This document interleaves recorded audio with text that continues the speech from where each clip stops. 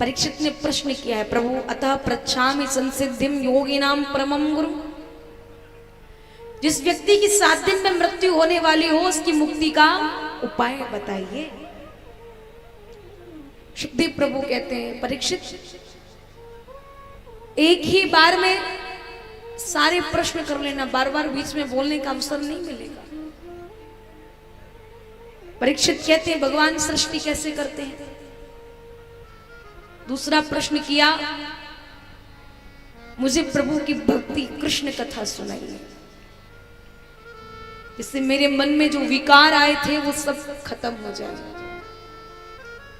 सुखदेव प्रभु बताते हैं, जो तुमने मुझसे प्रश्न किया है वही प्रश्न विदुर जी से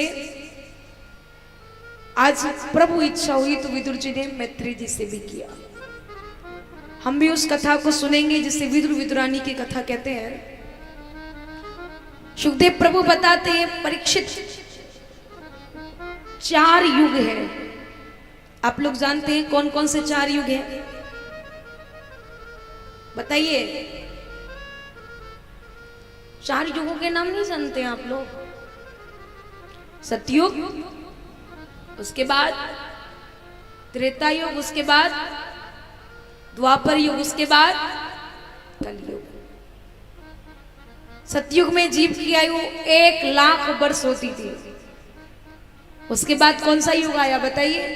त्रेता। उस 1 लाख में से 1 शून्य हट गया तो कितना रह गया? पढ़े लिखे नहीं है क्या आप लोग?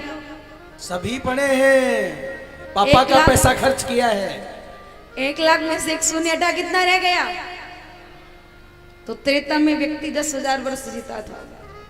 उसके बाद द्वापर, तो उस 10,000 में से 1 शून्य और हट गया, कितना रह गया? 1,000। उसके बाद कौन सा युग आया? कलयुग। अब उस 1,000 में से 1 शून्य और हट गया, कितना रह गया? 100। तो व्यक्ति 100 वर्ष ही जीता है, उससे ज्यादा नहीं जीता। 100 का आंकड़ा भी कोई किस्मत वाला ही पार करता होगा महाराज, वरना तो 80-85 पे कहानी समाप्त हो जाती है। कहते हैं, अगर आप भजन करते हैं, जो कार्य संभव नहीं होते ना वो कार्य भी संभव हो जाते हैं हमारे भजन करने के माध्यम से। यहां सुखदेव प्रभु कहते हैं, परीक्षित तुमने पूछा भगवान सृष्टि कैसे करते हैं, जो तुमने मुझसे प्रश्न किया विदुर जी ने वही मैत्री जी से किया है। महाभारत युद्ध होने से पूर्व यहां सुखदेव प्रभु बताते हैं, श्री कृष्ण का शांति संदेश लेकर पधारना हुआ है। कृष्ण शांति संदेश लेकर पधारे हैं और वहां विदुर जी को राज्यसभा में से हटा दिया गया है। महाराज विदुर विदुरानी आपस में चर्चा कर रहे हैं कि आज कृष्ण आ रहे हैं परंतु हम कृष्ण का दर्शन नहीं कर पाएंगे क्योंकि हम राज्यसभा में अब नहीं है। विदुरानी कहती है, राज्यसभा में ही तो नहीं है परंतु नागरिक सभा में तो हम हैं। हम भगवान का नागरिक सभा में तो दर्शन कर ही सकते हैं ना। बोले ये तो ठीक कहती हो। कृष्ण आए हैं, कौरवों के पास कृष्ण गए हैं क्योंकि कौरवों को ही समझाना है। कृष्ण गए दुर्योधन से, बोले दुर्योधन मुझे ये बताओ कि पांडव तुम्हारे कौन है? दुर्योधन कहता भाई है। कृष्ण बोले जितना अधिकार तुम्हारा है उतना उनका होना चाहिए कि नहीं? दुर्योधन बोला हाँ होना तो चाहिए। कृष्ण कहते हैं तुम्हारे पास इतना बड़ा राज्य है, 5 गांव उनको दे दो। दुर्योधन को महाराज क्रोध आया, आंखें लाल हुई। बोले कृष्ण खबरदार, जो पांडवों की तरफदारी यहां पर आकर की तो तुम कहते हो 5 गांव में उनको सुई के नोक के बराबर भी जगह देना पसंद नहीं करता हूं। उनकी बातें मेरे सामने मत किया करो। हर जगह पांडव ही पांडव, पांडव ही पांडव करते हो।